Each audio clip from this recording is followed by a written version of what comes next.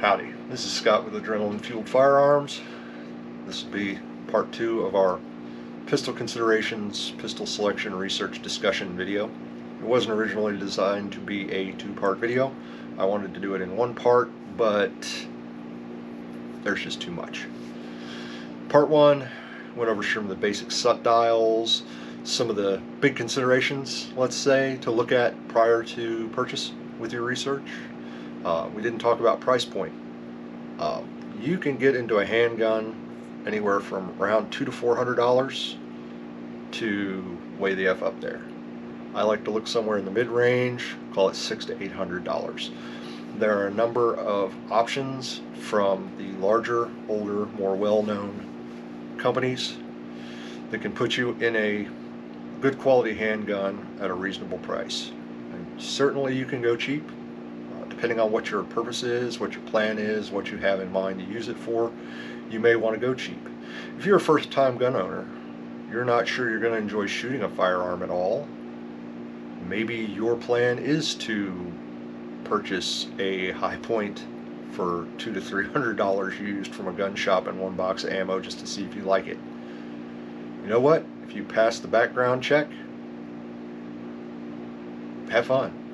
I mean, you execute that plan. If that's going to be your baby step, you take your baby step legally. Exercise your Second Amendment right. Try out owning a handgun. Be safe with it. Be considerate of other people. And just don't be a dick. I mean, let's face it.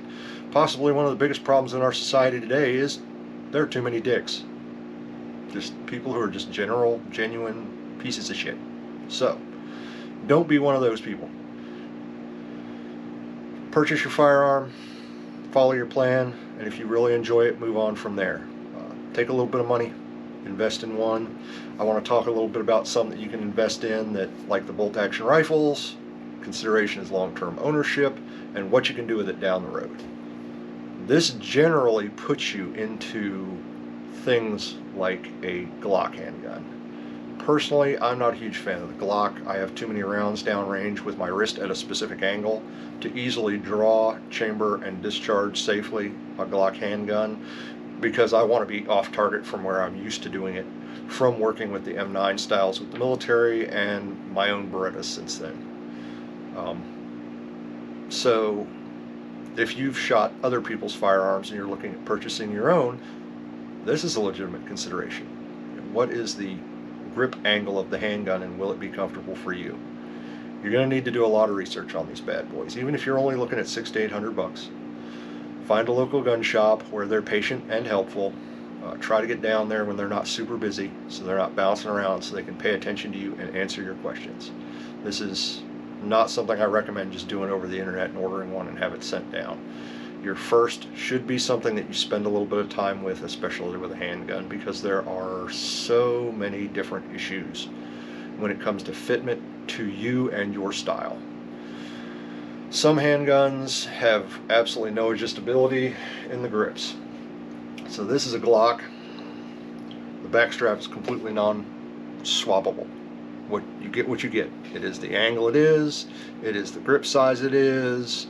What you can do with it is barrel changes, slide changes, mostly cosmetic stuff and some functional stuff. But for the most part, unless you want to do some kind of an over-molded grip or spend gratuitous amounts of money having the basic frame of the firearm itself altered, you're kind of stuck with what you got. Smith & Wesson M&Ps, on the other hand, come with this back strap is replaceable. So you can adjust the grip size to fit your hand better, to make it more comfortable to operate the firearm. I mean, let's face it, we all have different size hands. That's why gloves don't come in one size fits all, except the latex ones that you're expecting to throw away after one use. You want a firearm that comfortably fits your hand. You may even, depending on where you live and what your purpose is, you may even want a handgun with a stupid huge trigger guard. This one is not actually one with stupid huge, it's just the biggest one I have. So that you can actually safely operate it with some form of insulated glove. Personally, I have kind of followed in the steps of military and service firearms, in case you haven't figured that out from the layout here because you just don't have a lot of experience with firearms, so let me lay it out for you. The Department of Defense spends a stupid, prohibitively high amount of money when it comes to selecting a firearm for its own uses. I mean, it's, unless you have millions and billions of dollars, you can't spend as much money as our government does when it comes to selecting firearms. This was a little bit different back in the day, but currently, I forget what they spent on this latest SIG, Fury, Spear, 277 6.8 caliber deal, but it was millions of bucks. So when it comes to handguns, I tend to follow the military's footsteps and go, okay, the older ones, like the 1911, whether or not there were millions and billions spent on researching the design of the 1911 handgun, that's irrelevant, yeah. But the fact of the matter remains that 1911, 2023, that's a big chunk of history when it comes to firearms, and these are still completely relevant. So think about it.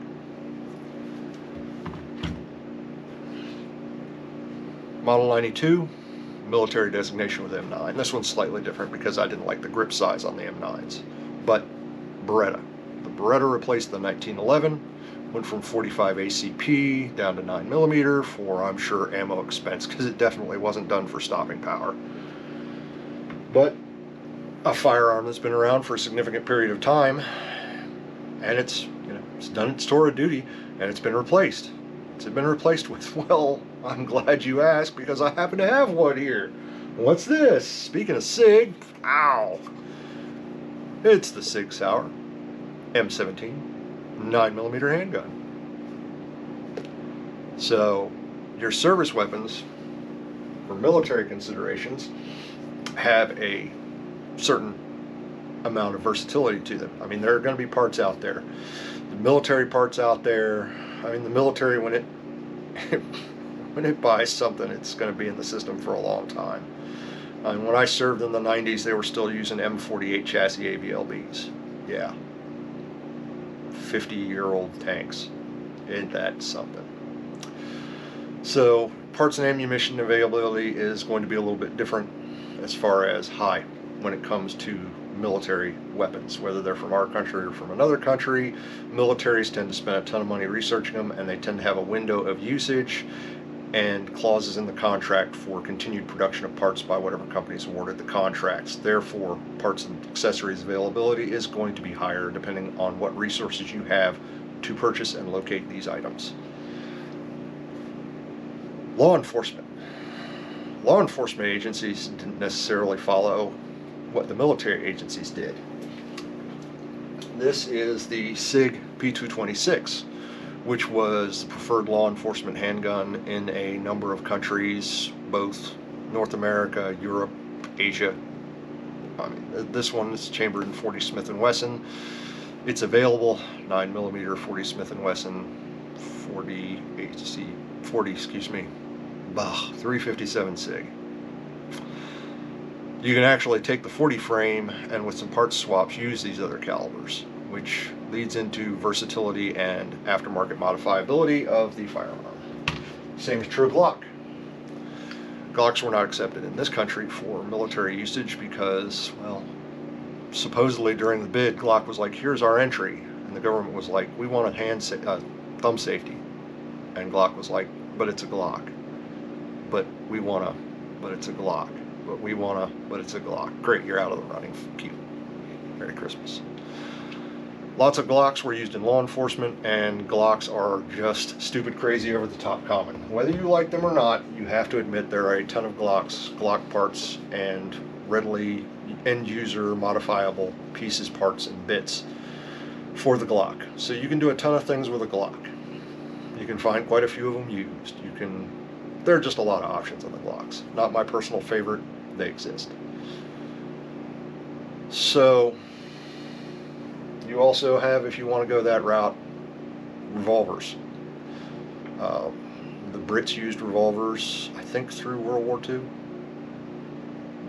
Revolvers were used by everybody, military, before the turn of the 19th century into the 19th, 20th century. Sorry. I can't count. That's why I do YouTube videos, because I'm an moron.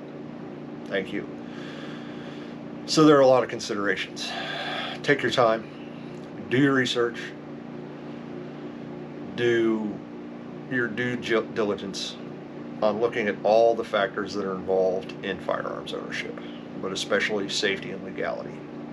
There are enough problems that exist out there where you can get yourself in trouble without going out of your way to purchase a firearm and purchasing an illegal one that you can't have in your area.